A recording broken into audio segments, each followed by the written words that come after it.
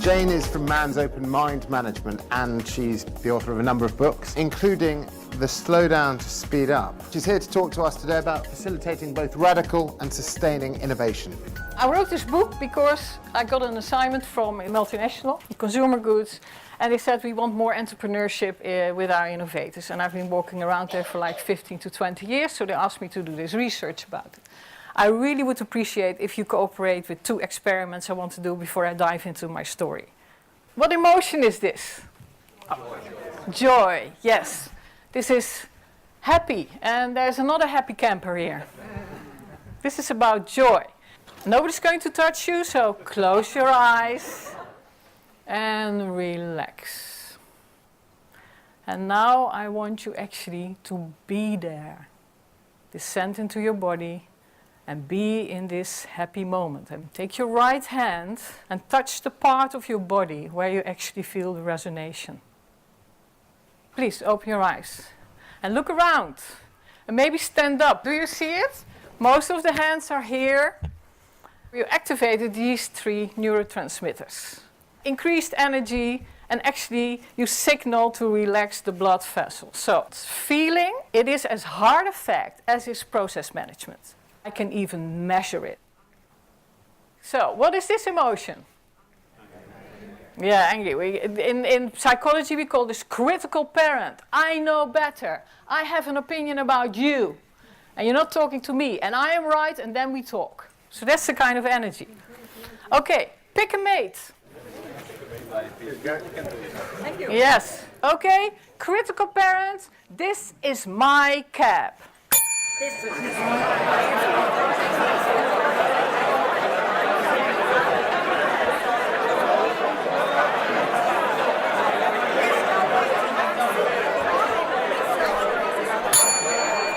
Quiet.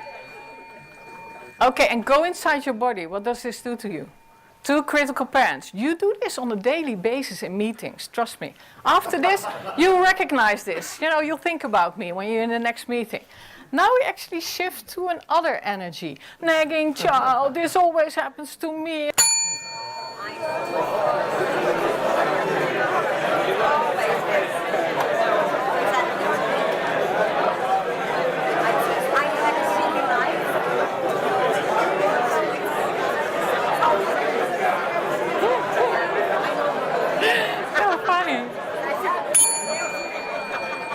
Okay, before I'm going to make my point, you're going to appreciate the other person that he actually is doing this experiment with you. And you're going to do that in free child, and I'll show you what it looks like. Free child is, and then high five. Okay, now. Okay, applause for yourself. Thank you. Different mindsets, and I could also say different neurotransmitters, actually give you access to different parts of your mind. And as you just experienced, if you're in one mindset, you will not come up with another phrase that belongs to another mindset. And that's why when you're late at home, or late at night in your bed, you think, oh, why didn't I say that in that meeting? First of all, I want to share a couple of things about this business model. So here, first, it's a startup phase, radical. When a company actually is successful and grows, you know, it will move on to experimental. But in the end, and we're talking about the life cycle of an organization, which used to be 40 to 50 years, but it's really becoming smaller. In the end, it's all about sustaining innovation. First, you see, of course, the product innovation that actually goes up. Then at some point, there is no more product innovation possible. And then the process innovation comes up, and then we go. But at some stage, that's finished as well. You can't go on there. And then you see the budget cuts. And then we actually are focusing on the money. And if nothing happens after that, you go down the drain. Now, the second phase, if a startup company is unfortunate, they will be successful. Because what happens then is they will need a sequence of hot products, they need consistent quality. So within no time, in that second phase, you will see a CEO bookkeeper, I call them. And I mean that respectfully.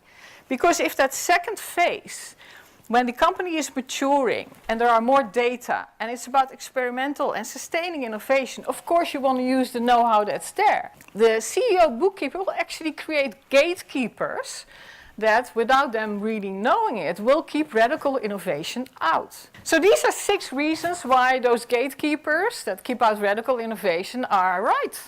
Because gatekeepers are HR, finance, marketing and sales, depending on their mandate.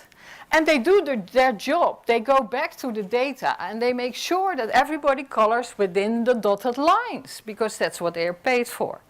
So the minute someone comes up with a radical idea, it will be killed. In the second and the third phase, when you actually need radical innovation to survive, the system is built in such a way that the radical innovation will be killed. And that was what intrigued me, because what I saw in practice, that radical innovation does happen here. But they even have a name for it, under the radar. So I was very intrigued, how can we make sure that this radical innovation that will happen in your company actually will find a way up? My conviction is that the 4th wave will be behavioral management. And now we shift to the head of an inventor. So this was the business model and we get it. Yes, we need innovation, different type of innovation in the life cycle of an organization. There are 2 ways to solve a problem or have an idea. It's either an analytical thing, and that means you can turn it on and off. I can give you a command and you can do it, and they can actually scan it and see that you're doing this. And like you see here, it's the neocortex, so it's a very specific part of your brain, and it's by effort, and it's conscious. And you turn it on and off, and in the end you want a reward, either by yourself, because it's correct, or by the system, because you've done well.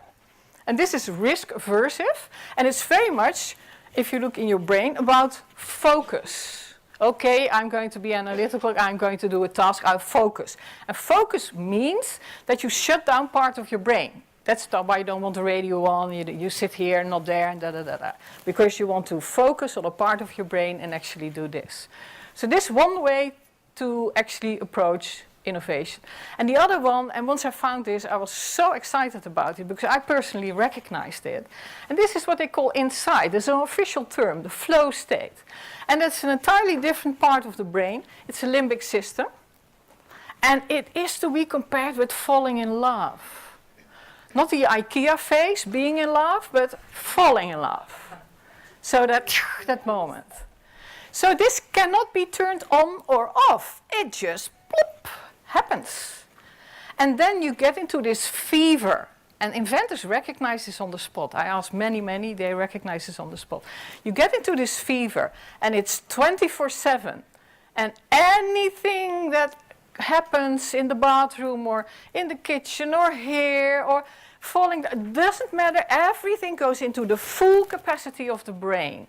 And that's why in the bath, sitting in the bath, you discover, oh, when I sit in the bath, the water comes up. And then, oh, wow, we found that out in the bath. Yes, of course. Because, of course, it can happen everywhere. So the interesting thing is, this is obviously where radical innovation comes from. The really game-changing ideas, because you start connecting different neurons in your head than before, because you're not focusing. So this has to be managed in an entirely different way. It's 24/7, so what do I care where you sit? What do I care if you go at home or 4 or 5? Whereas with the analytical part, it's different. So these 2 are quite intriguing, but these are the only 2 that you have when you actually want to have an idea or solve it. Now the interesting thing here is that, and this, I find this mind-blowing, is it's a fever and it's non-verbal. And it doesn't mean you're not thinking and doodling away and blah, blah, blah, talking to someone, but it's not in the logical, analytical sense. It's like it's a blur, and anything goes and anything adds. And it really takes the time before you're there. And it's the same like when you're in love. It's not an analytical process. It's not a plus and a minus list. It's like, it's happening. The minute you force these people to go logical too soon, this line actually closes down. It closes down in the brain. So there's this manager, and he's in the 2nd phase or the 3rd phase of his company. And this the CEO bookkeeper is pushing, because the psychological footprint in the second phase is parent-child. Stakeholders want money, parent-child, parent-child, parent-child. And his boss will tell him, I need planning, I need control. What's going to be the next beautiful project you're going to do? So he will know that this guy is in the flow. I ask many managers, and they know when their people are in the flow, because you can recognize it, like you know your daughter is in love. It's something, you can't explain why, but you know. And they will force this person to actually come up. Oh, you're nice plan, tell me about it. Da, da, da, da. And then, when you're really unfortunate, you have a brilliant idea. And what I will do is, we make this the next project. This is going to save our company. I give you 30 people to assist you. Lockdown, lockdown, lockdown. But because you can actually shift to this analytical problem solving, of course you will come out with something. And the manager will have this idea like, it's good I intervened here. Because you see, all of a sudden he has a plan. And he didn't have a plan before. Okay, so if this is the case, how can you actually make sure that you support both this experimental sustaining but also this radical innovation? And and now we shift from the neuroscience part to the psychology part. And now we go to the magic of a word. And on the psychological terms, we call it a permission, to give the right permission. And you can do it top down and bottom up. This is Southwest Airlines in 1967. They went almost bankrupt. And actually, the guy in charge felt at the right time what to do. We're going to compete with ground transport. And this is way before EasyJet and Ryanair. This is like really revolutionary. And that is what we call to give the right permission at the right time, which is very difficult. And even us sitting here, none of us is working in the airline company, we can imagine, because these words actually visualize. You get visualizations like, oh, we're ground transport. And even we could come up with ideas, I think. And then bottom up, that's about managing subtle energy. What is very important is that you create awareness around behavioral management. And with behavioral management, I mean sort of like the experiments we did in the beginning. So people get to know how it works. They become comfortable with feelings. They get a language around feeling. And with our open mind management approach, we actually give those words, and we make people comfortable with that side of managing themselves, and managers with recognizing how they have to manage that. And that's going to be, I'm sure that's going to be really, really major and important. The second thing is if you explain this to gatekeepers, and we've done that, they recognize this. And so they can have a double mission once the top gives them that permission. So they can steer the way they always did and refuse radical innovation, but please create a separate funnel so that they actually will funnel those ideas, not just reject them, but funnel them and have people there that are visionary and have mandates. And that's going to be very, very effective. The third one, this one I like the best, but this requires a lot of trust. I call it the man cave or the kitchen table. And this is about explaining what I just explained to your people. This is how it works. And I know you guys are inventing.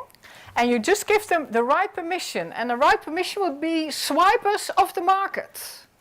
If the top guy would say swipe us off the market, I am 100% sure that people who have this inventive blood immediately will get ideas. And now it comes. Don't give them budget. Don't give them time. Let them keep their day job. Because radical innovation is always a side effect. Some predictions. Organizational structures will shift from facilitating control to make profit to facilitating innovation to secure profit. But I mean that in a different way. Not just, we're going to innovate. It has to be ingrained in the management, in the texture. Innovation starts with igniting passion, and this one I really, really like. So companies will have to fit into people's norms and values, not because we want that, otherwise this flow will not ignite. People need to be passionate about this. So as long as companies are about profit, they will struggle with innovation. But the minute they start having a soul, people will actually hatch on, and they will ignite their passion. I think that one is really, really important. Thank you for listening to me. And thank you.